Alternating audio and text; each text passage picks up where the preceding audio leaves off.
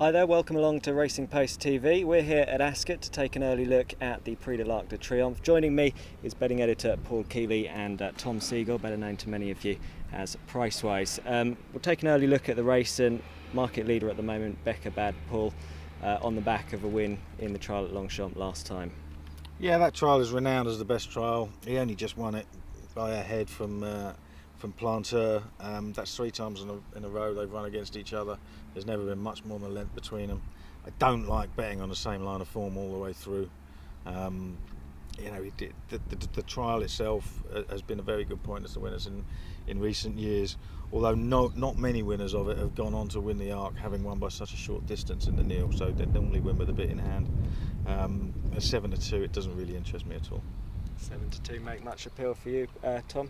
Well, as Paul says, there's nothing between the two. So if I was having a bet now, it would be on the other one, Planteur, because he's double the price.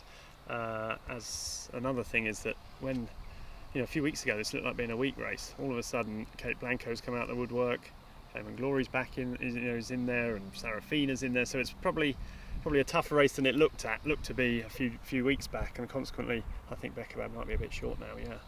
And Tom, I remember 12 months ago we were looking ahead to the Arc. You were very much against Fame and Glory then. Are you again this year? I thought you were going to say you got it completely wrong again then.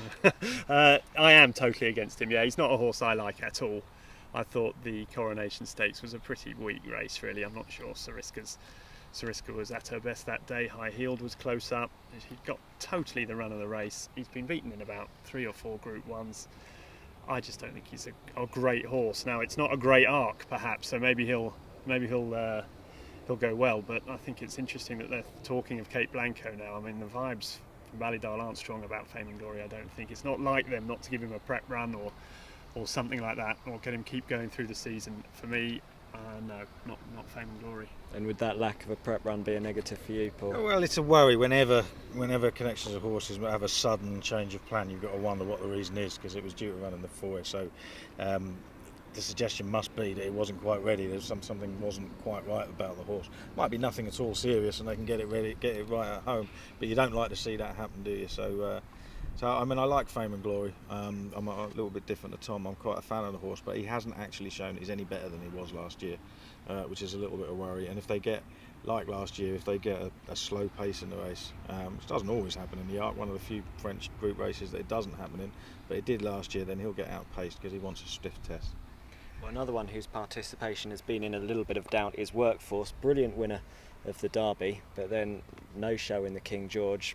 Could you back him for the Arc? I don't see how anybody could back him until he saw him line up on the day, and to be honest, I couldn't back him after seeing him finish, virtually tailed off at Ascot. I mean, they must have some confidence in him.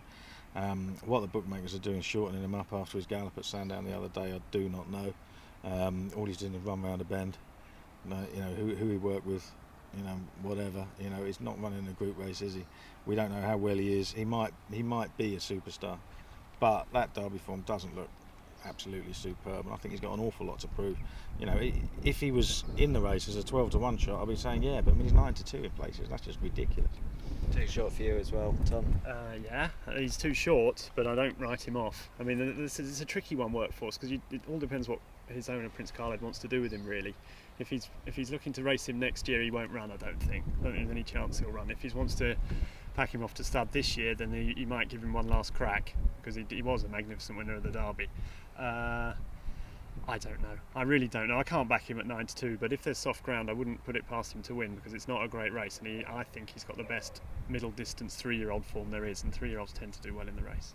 Talking about the 3-year-olds, the other 3-year-old with a big chance, I suppose, would be Kate Blanco, the Irish Derby winner, if he lines up. Yeah, I like Kate Blanco. I mean, I was reading Kieran Fallon's piece in the Weekender today, and he was saying that he can't remember a horse going off so fast and staying on as well as he did at Leopardstown. My first glance at that, thought he completely got the run of the race. Now, the sectionals don't say that. The sectionals agree with Fallon that it was a magnificent performance. I'm still not certain of him at 1.5 miles. That's my problem with him. A really strongly run mile and a half I'd be worried about. I notice he's been back entered for the QE2 this weekend, which is over a mile. If he's, that suggests to me that Aidan doesn't really know what his best trip either is. 1.5 miles, If it was quick ground, I'd give him a big shot. If it's not quick ground, funnily enough, there's a precedent for it being quite quick in a dark week. Everyone thinks it's always soft, but it's not always soft by any stretch of the imagination. If it was quick ground, I'd give him a big shot. If it's not, I don't give him any chance. You can't talk about the Arc without mentioning Yunzheng. He's been second in it the last 3 years. Paul, could he fill the frame again? Well, to be fair, I think the 3 horses that beat him in the Arc, See the Stars, Dylan Thomas, and Zarkava, they'd be favourites to win this race, I think. And he's got closest to them, albeit 2 lengths to Zarkava and See the Stars, and just nutted on the line by Dylan Thomas. I think he's obviously a course specialist. He goes well there.